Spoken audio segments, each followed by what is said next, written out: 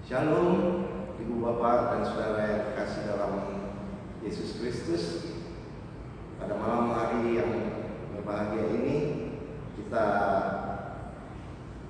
mempersiapkan hati dan pikiran kita untuk beribadah, karena hidup ini adalah anugerah Tuhan, dan panjangnya perjalanan hidup kita membuktikan panjangnya kasih Tuhan terhadap kita.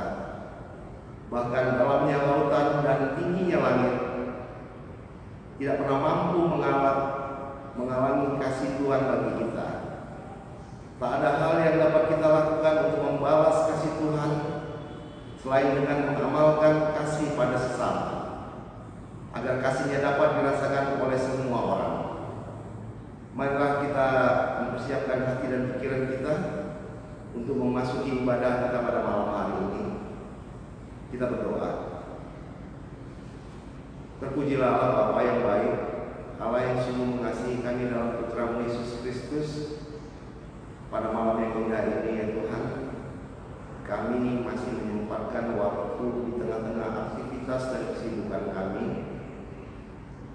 karena kami juga merindukan akan sapaan firman-Mu yang selalu kami rindukan untuk menguatkan iman percaya kami. Berkatilah ibadah kami pada malam hari ini ya Tuhan, dan hadirlah Roh Kudus-Mu di tengah-tengah ibadah kami pada malam hari ini, agar kami memperoleh berkat melalui perenungan firman yang akan kami dengarkan bersama. Terima kasih Tuhan, dalam nama Yesus Kristus kami memperalaskan doa kami ini. Amin. Ibu Bapak yang terkasih, marilah kita membuka Alkitab kita untuk membaca firman Tuhan yang terambil dari Kitab Ibrani pasal 4 ayat yang ke-14 hingga ayat 16. Yesus sebagai imam besar. Karena kita sekarang mempunyai imam besar agung yang telah melintasi semua langit, yaitu Yesus, Anak Allah. Baiklah kita teguh berpegang pada pengakuan iman kita. Sebab imam besar yang kita punya bukanlah imam besar yang tidak dapat turut merasakan kelemahan-kelemahan kita. Sebaliknya, sama dengan kita, Ia telah dicobai, hanya tidak berbuat dosa. Sebab itu, marilah kita dengan penuh keberanian menghampiri tahta kasih karunia, supaya kita menerima rahmat dan menemukan kasih karunia untuk mendapat pertolongan kita pada waktunya. Demikianlah pembacaan firman kita pada malam hari ini. Terpujilah Kristus. Haleluya. Haleluya. Haleluya. Haleluya.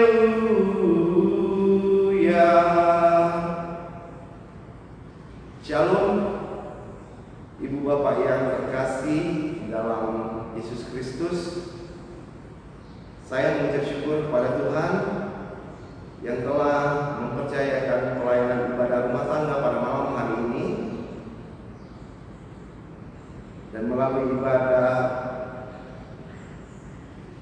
dan melalui bidang pelayanan, dan biarlah kita semua dapat saling menyapa di dalam kasih dan iman pengharapan kita melalui perenungan akan firman Tuhan, dan juga menguatkan iman percaya kita. Ibu Bapak yang terkasih, seorang imam di dalam tradisi masyarakat Yahudi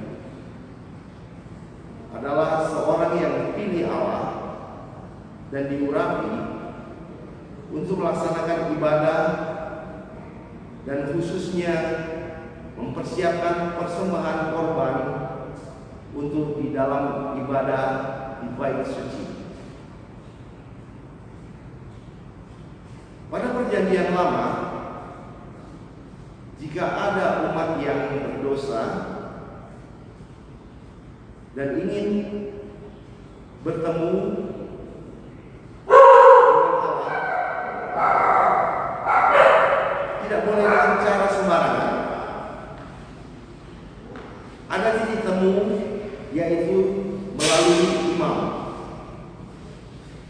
Jadi bisa dikatakan seorang imam merupakan perantara antara Allah dengan umatnya untuk memenuhi tuntutannya, memperoleh pendamaian atas dosa dirinya maupun dosa umat.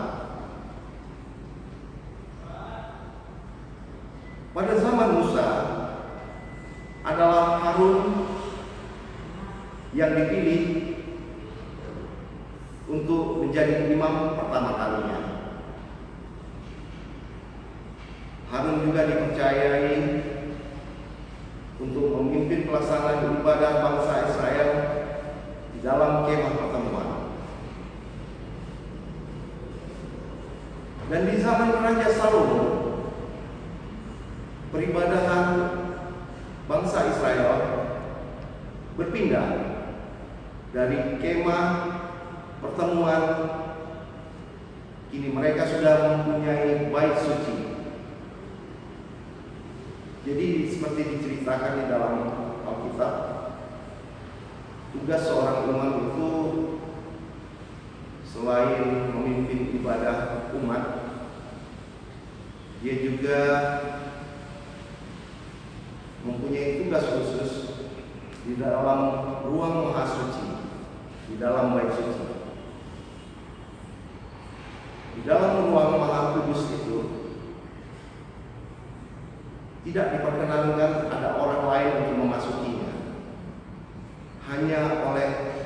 Hanya imam besar saja yang boleh memasuki ruangan tersebut. Ini untuk menjaga kekudusan dari bait suci tersebut. Jadi ketika bertugas, imam itu dilengkapi dengan lonceng yang diikat pada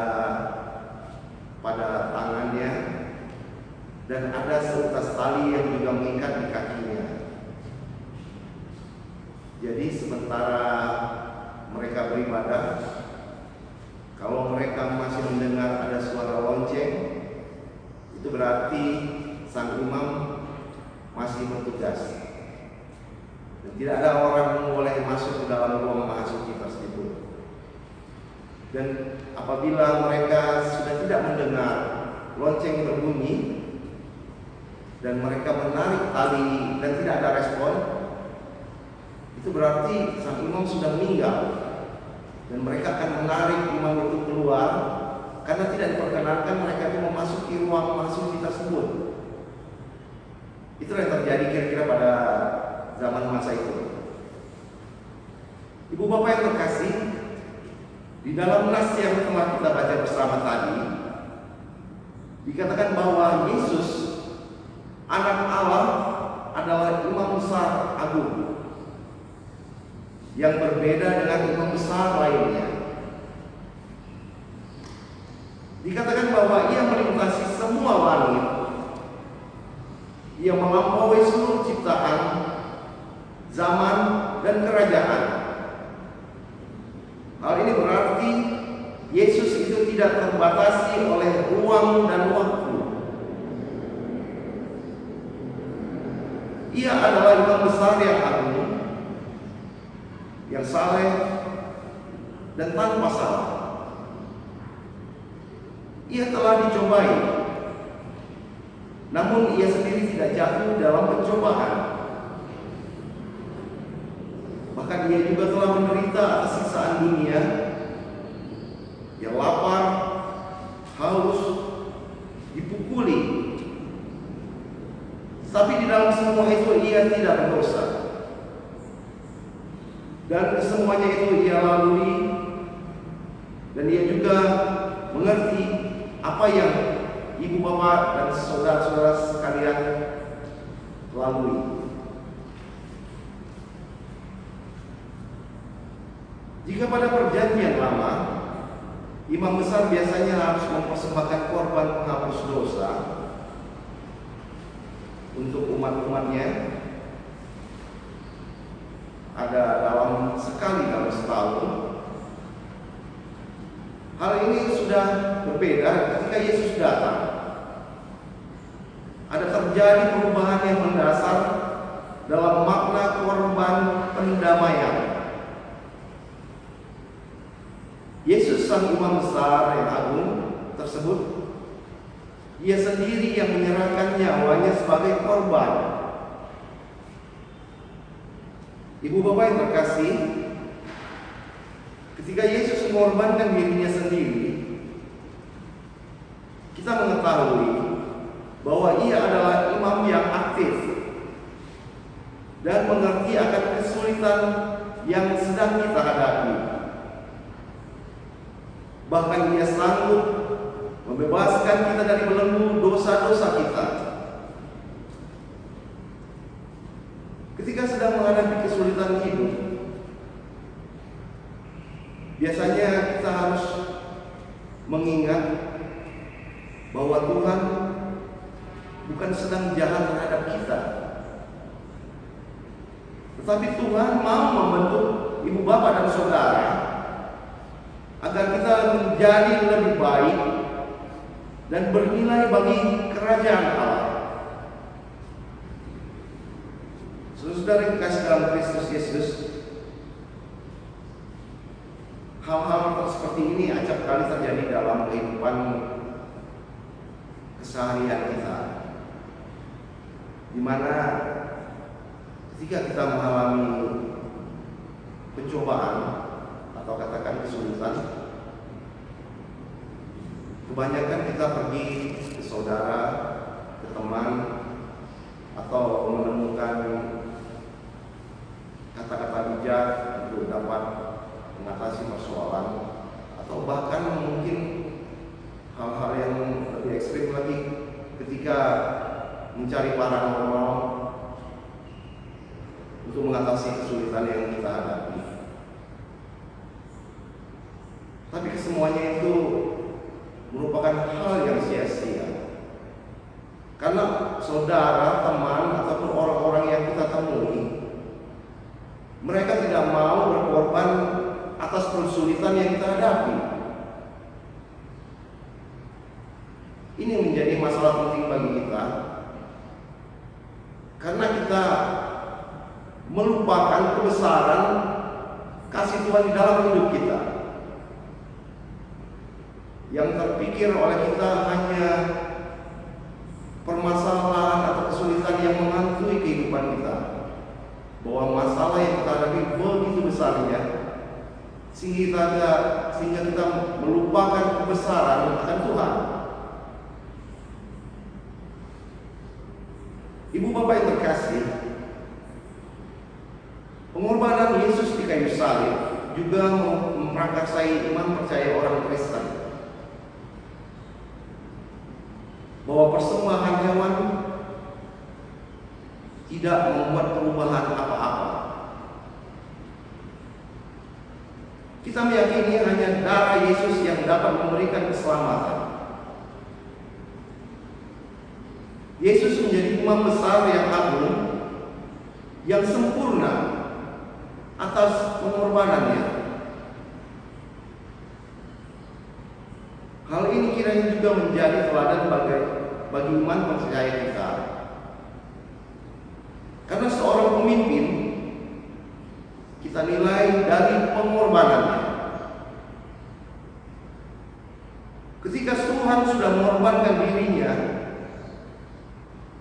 Ia tidak hitung-hitungan dengan kita.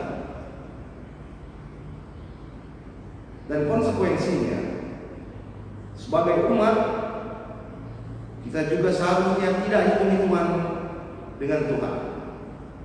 Totalitas mutlak diperlukan dalam menghadapi pergumulan yang kita hadapi di dunia ini. Kita mengerti bahwa masalah manusia, yaitu dosa, hanya bisa diselesaikan dengan kedatangan Yesus ke dunia ini. Marilah ibu bapak dan saudara sekalian, kita menjalani hidup ini hari demi hari dengan terus mengingat imam besar kita yang sempurna, yang telah mengorbankan hidupnya